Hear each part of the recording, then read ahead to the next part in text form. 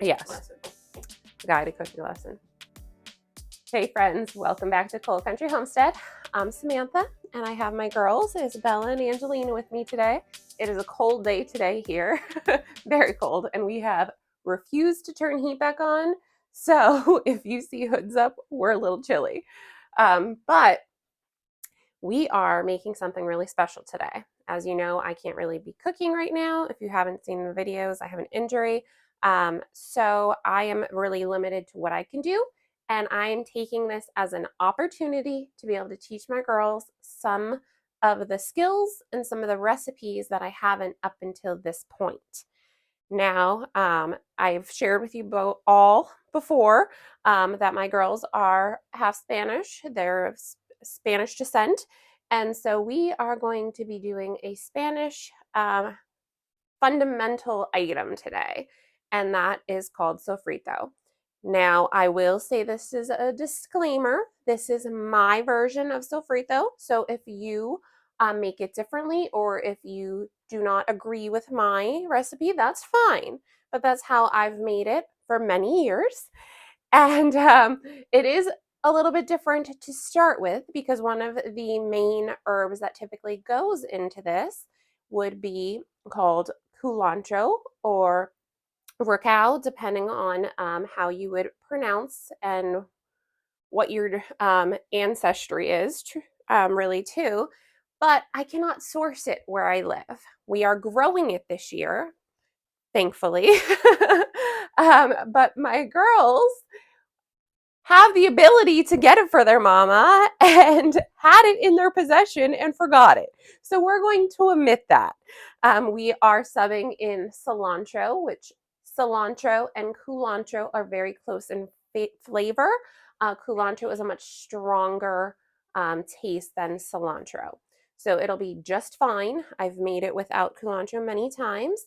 And we are also just doing a variety of bell peppers. We are doing red and yellow, and I might have some orange in here as well to give it the sweetness that the aji dulce peppers typically would give it, which are tiny little like sweet peppers. Again, I can't source them where we live. So our sofrito will have our peppers, it will have cilantro, we will have garlic, we will also have in here lots of onion, which I have to grab the onions yet. And mine, I put a little bit of olive oil in because I like to freeze mine in containers. And I find that the flavor is much better preserved with having the little bit of olive oil in the mix. And it doesn't hurt anything. Most of the time, if you are cooking, you're going to be adding some kind of oil in with it as well. So it's already just in one little flavor bomb by doing that way. Some people do put tomatoes in theirs. I go back and forth. Typically, I don't really put tomato in it. I typically will add tomato or tomato paste to whatever dish it is that I'm making. So I don't often add the tomato, but I have seen recipes and other families that do it that way. So we're going to get everything washed up here, and then I'll bring you back for how we're doing it.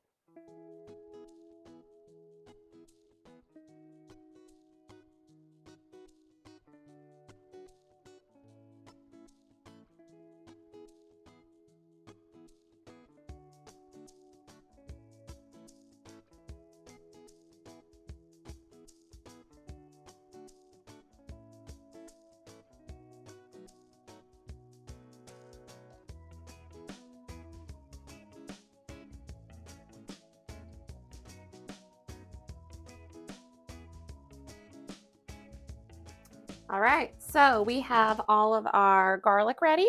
We have all of our peppers, onions, and cilantro semi cut up. Yep, did I skip onions? And onions. And I had some red onion and also some green onion partially cut up in the fridge, so we're throwing that in too. We added the white onion. Yep, yep. So the girls asked me if I have any particular, like how many parts to how many parts. And really, I kind of have always have just done it by eye. I had in here 4 big bunches of cilantro. We have, I would say, maybe 3 cups, maybe 4 at the most, of garlic. And then we have, I would say, did you count your peppers? No. There's probably a dozen peppers here. And then we did 4 big onions, right, Lena? That was how many you did? 4 big onions, and then just the random onion pieces. So we are going to get this into the food processor in batches, and then we're going to mix it all, obviously, in the bowl. You want to do it? Yeah, you can start. So you do want to make sure to use a food processor for this, though, and not a blender that's going to turn it into liquid. You want it to be chunky and kind of a like really thick, hearty salsa kind of consistency. And like I said before, everyone does this a little bit differently. I have a best friend who, the way that they do their sofrito, they actually put olives in it, and I believe capers or pimentos. But it's a different variety than we make it. And you can even like customize this, like if you know you're going to use it for a specific dish, like a rice dish that you're going to definitely put tomato in, do a small batch with tomato in it. Put different varieties in your freezer for the different dishes that you're going to make. So shall we? You're just going to start putting pieces in. Just like random pieces? Yep. Or just peppers? Just pieces. Because we're then going to mix it.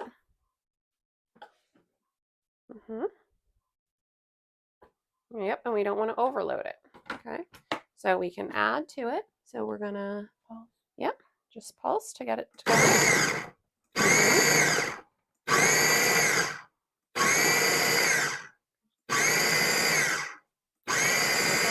Let's pause it for 1 second.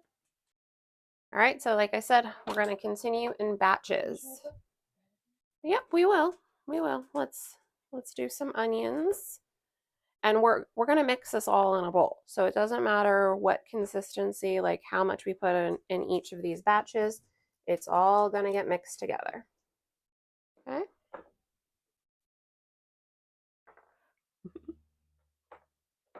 All right.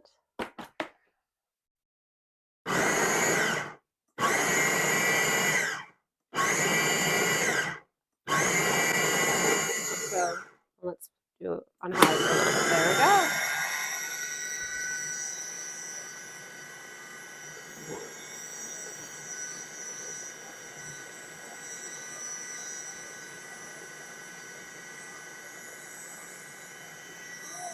That one piece just doesn't want to go down, huh? All right, so we're going to get a spatula because you're going to have difficult pieces like that. And that's why we have a rubber spatula. So we're going to scrape their sides. We're going to throw some more in there.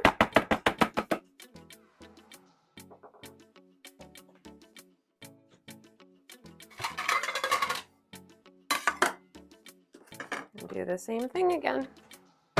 Load it up and hit it on high.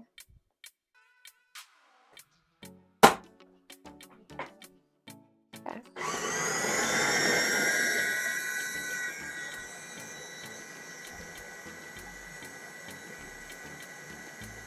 I feel like all the peppers are going to be like that.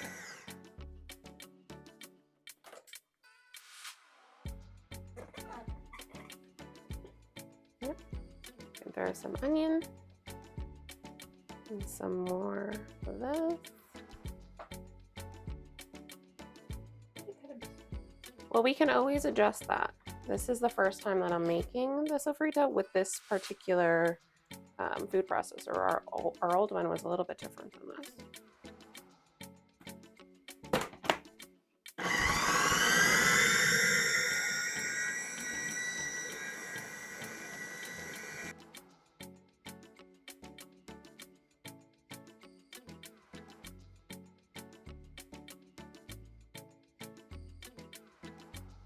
So here's important to note that as we do the batches, you see different coloring based on what was in that particular one, but this is all going to get mixed together.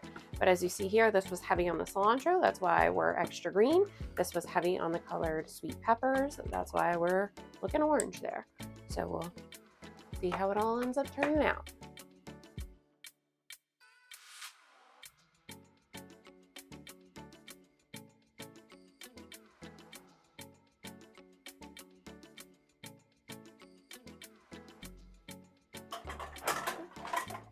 All right, so we have roughly 30 cups here of the sofrito, and I am going to mix into this 3 cups of olive oil. So basically 1 cup for every 10 cups of the sofrito. You sure can.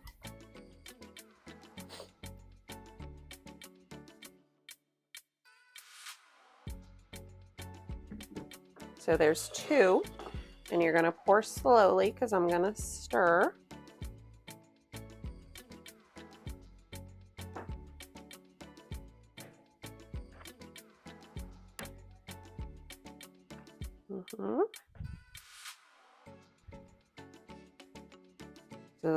Is not my best stirring.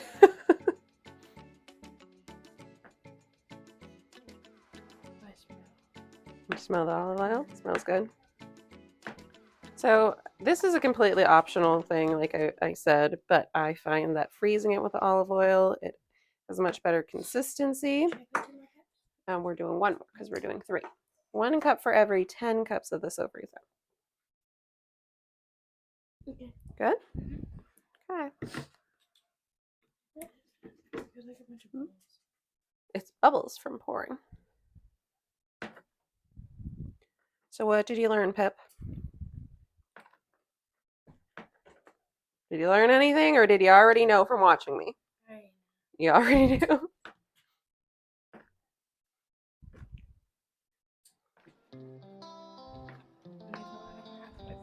There's not a lot of math. You just figure out how it's supposed to look, and you make it to how it makes sense for your kitchen. There's no wrong way. You want to stir? Try to keep it all in the bowl. So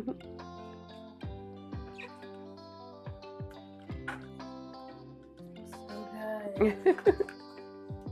Time.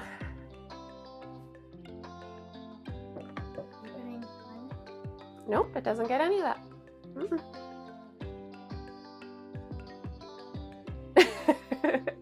We're not making pico, we're making sofrito. We don't always want lime in the dishes that we make with that, so that's something that you can add when you're actually cooking, like when you're making the dish. So now the easiest way that I have found to do this and store it for usable quantities are these little like deli containers. And I think this is, what is this, like this 1 cup? I can measure. But these are easy, convenient package to put in the freezer. And I always buy these, like this was at a Dent and Bent store that I found this for. The lids was $3.99, and I think the package of these was $3.99 as well. So we're gonna label these and get it popped into the freezer, what we're not gonna use in the next week. And we have our own homemade sofrito.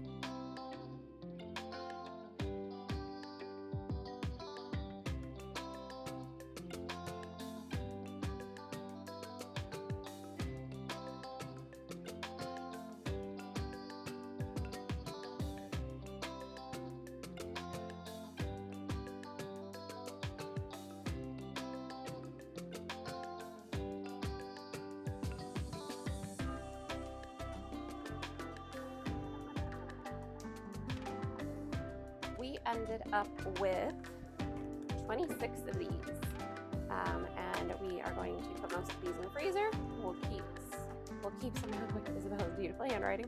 We'll keep some out to use, and then we'll have the rest of these for when we need them. So thanks for joining us today. A little tidbit of information and passing it on to my girls.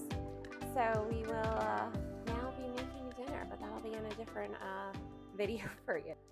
Thanks for joining us. We'll see you next time.